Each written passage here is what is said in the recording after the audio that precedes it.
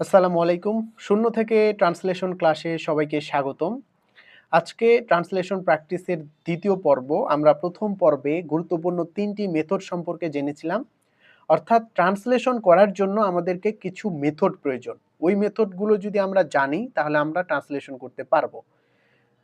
ট্রান্সলেশনের জন্য ভোকাবুলারি প্রয়োজন, গ্রামার প্রয়োজন, এগুলো তো আমাদের জানা প্রয়োজন লাগবেই। কিন্তু অনেক ভোকাবুলারি, গ্রামার, টেন্স সবকিছু জানার পরেও অনেকেই ট্রান্সলেশন করতে পারে না। এর জন্য আমাদের কিছু মেথড প্রয়োজন। সেই মেথডগুলো যদি আমরা জানতে পারি এবং নিয়মিত প্র্যাকটিস করতে পারি তাহলে ট্রান্সলেশনটা খুব ইজি হবে। তো আমরা প্রথম ক্লাসে গুরুত্বপূর্ণ ৩টা মেথড সম্পর্কে দেখেছিলাম, জাস্ট মেথড সম্পর্কে জেনেছিলাম এবং আমি বলেছিলাম যে আপনাদের কাজ হচ্ছে ৩টা মেথড ভালোভাবে আয়ত্ত করা। ওই ক্লাসে আমি কোনো প্র্যাকটিস পর্ব রাখিনি, শুধু ৩টা মেথড কিভাবে কি করলে কি পাওয়া যাবে সে বিষয়গুলো আলোচনা করেছিলাম।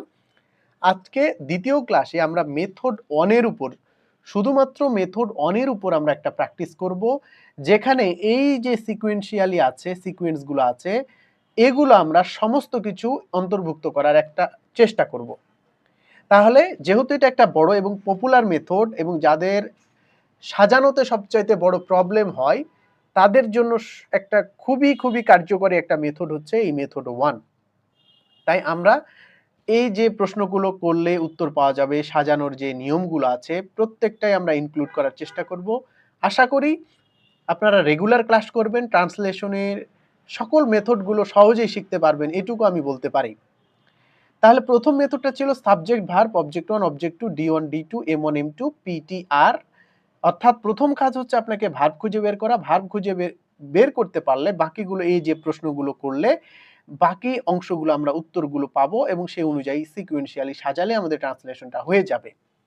তবে মেন বিষয়টা হচ্ছে এখানে যে সবগুলো আছে সবগুলোই যে একটা বাক্যে পাবেন এমনটা না, যেগুলো পাবো না সেগুলো স্কিপ করবো। অর্থাৎ ধারাবাহিকভাবে আমরা প্রশ্ন করা শুরু করব। কে বা কারা দ্বারা প্রশ্ন করলে সাবজেক্ট, কাকে দ্বারা প্রশ্ন করলে অবজেক্ট, কি দ্বারা প্রশ্ন করলে অবজেক্ট 2, কোথায় হতে D1, কোন দিকে D2, কিভাবে M1, কার সাথে M2, কোথায় P, কখন T এবং কেন R, এই বিষয়গুলো আমরা যেগুলো পাবো সেগুলো আমরা ধারাবাহিকভাবে সাজিয়ে ট্রান্সলেশন করলে আমাদের সাজানোর মেথডটা আর কিছু করা লাগবে না।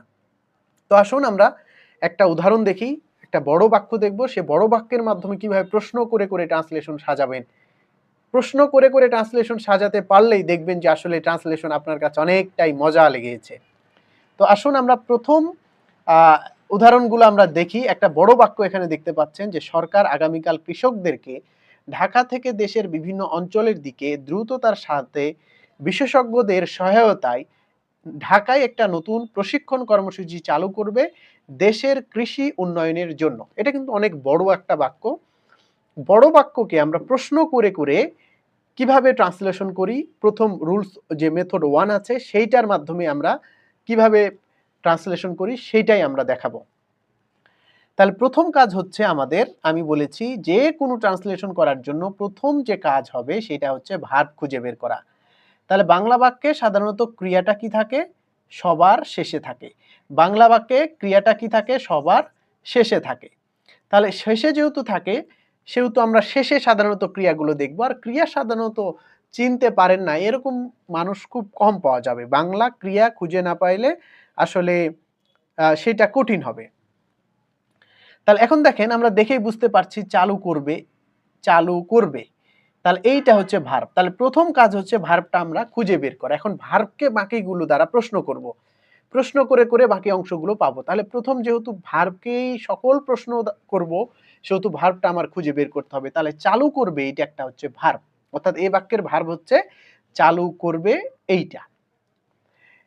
এখন এইটাকে আমি প্রশ্ন করব, প্রথম যে প্রশ্নটা হবে সাবজেক্ট খোঁজা। তাহলে সাবজেক্ট হচ্ছে কে বা কারা দ্বারা প্রশ্ন করলে যে উত্তর পাওয়া যায় সেটা হচ্ছে সাবজেক্ট। তাহলে চালু করবে, কে বা কারা চালু করবে? সরকার চালু করবে। কে বা কারা চালু করবে? সরকার চালু করবে। এই সরকার হচ্ছে এখানে সাবজেক্ট। তাহলে সরকার হচ্ছে এখানে সাবজেক্ট। তাহলে সাবজেক্ট পেলাম, ভার্ব পেলাম। এবার হবে অবজেক্ট 1, অবজেক্ট 2। তাহলে অবজেক্ট 1 হচ্ছে কি দ্বারা প্রশ্ন করব? কাকে দ্বারা প্রশ্ন করব। কাকে দ্বারা প্রশ্ন করলে কাকে চালু করবে এটা আসলে মেলানোর জন্য আমরা একটু দিয়েছি কৃষকদের জন্য হয়তো, কিন্তু যেহেতু সকল প্রশ্ন ইনক্লুড করছে এর জন্য আমরা কৃষকদেরকে দিয়েছি। তাহলে কাকে চালু করবে? কৃষকদেরকে চালু করবে। তাহলে এইটা হচ্ছে অবজেক্ট 1। তাহলে এইটা হচ্ছে অবজেক্ট 1 অর্থাৎ O1।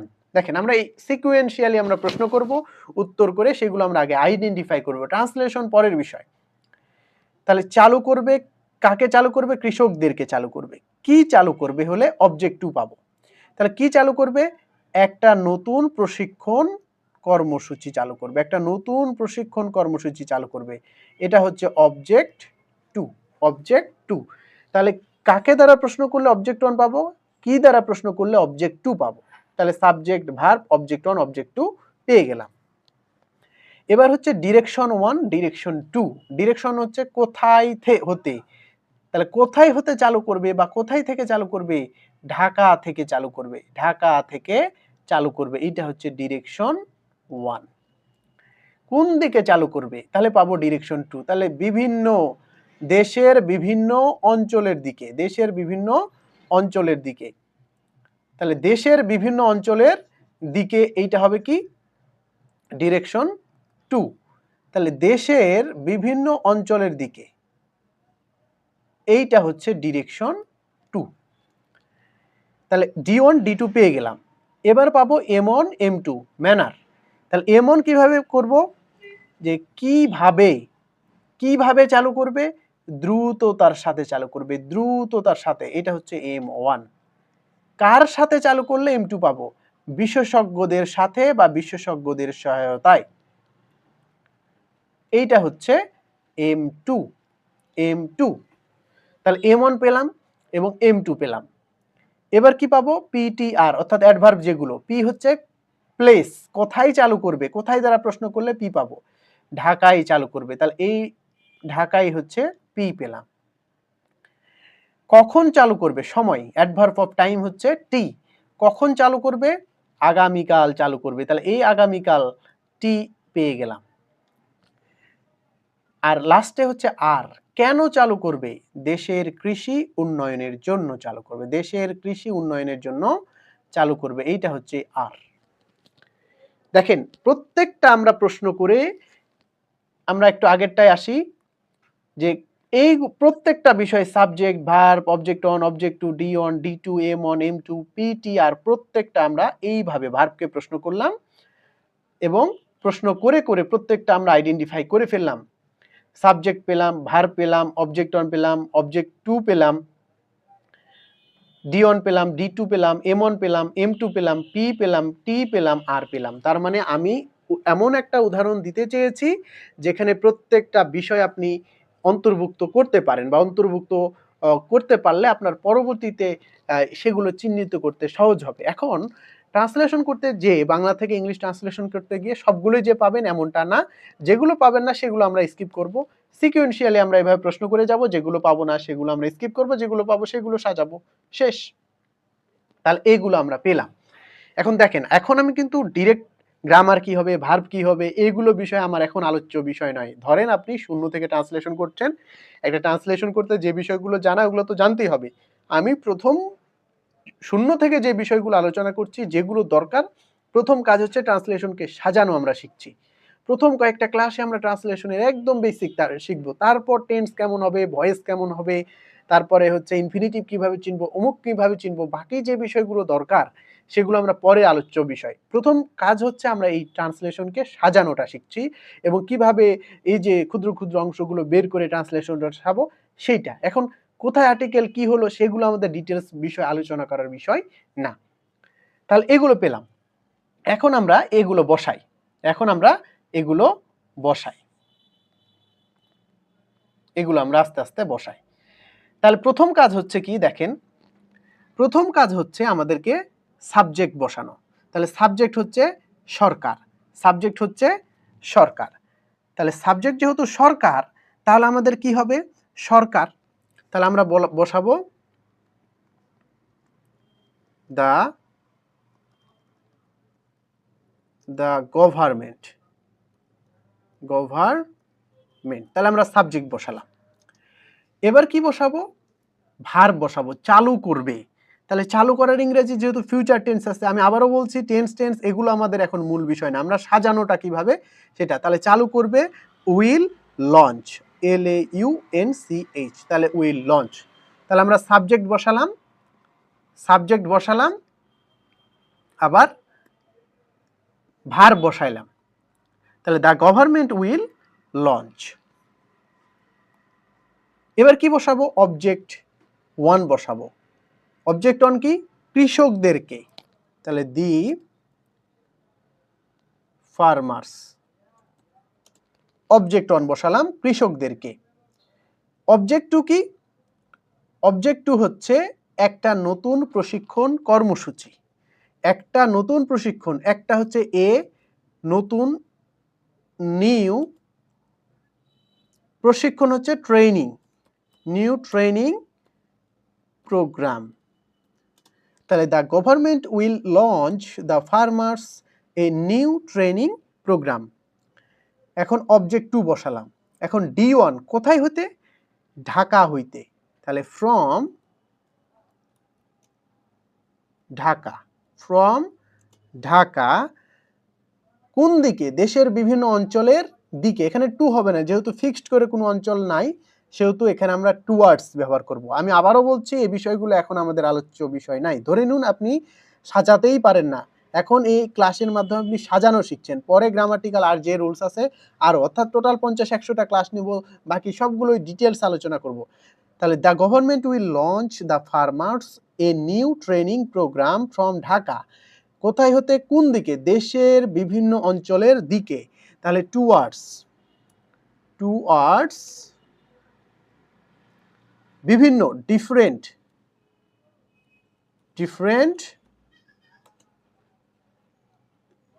বিভিন্ন অঞ্চল, region, different regions of the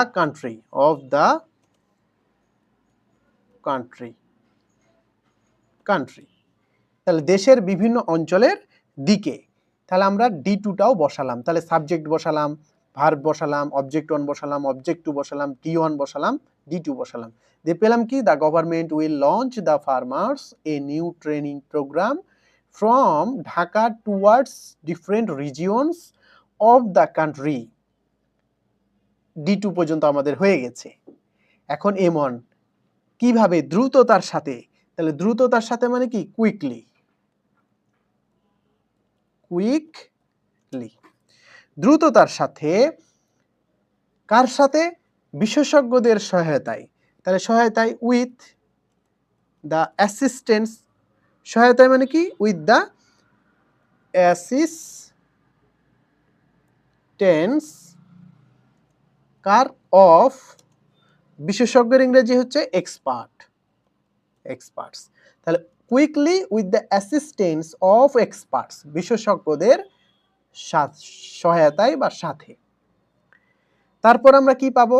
এবার পি খুঁজবো। কোথায়? ঢাকায়। তাহলে ইন ঢাকা। ঢাকায় কখন? আগামীকাল, টুমোরো, ROW, টুমোরো, আগামীকাল।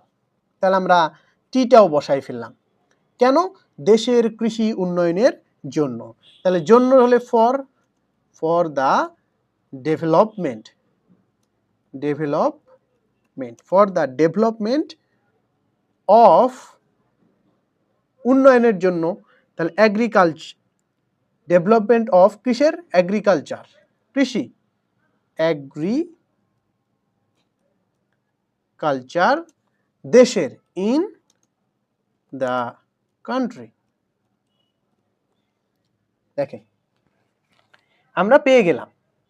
আমরা পার্ট বাই পার্ট ট্রান্সলেশন করে আমরা এত বড় একটা ট্রান্সলেশন এইভাবে সাজানোর ফলে পেয়ে গেলাম।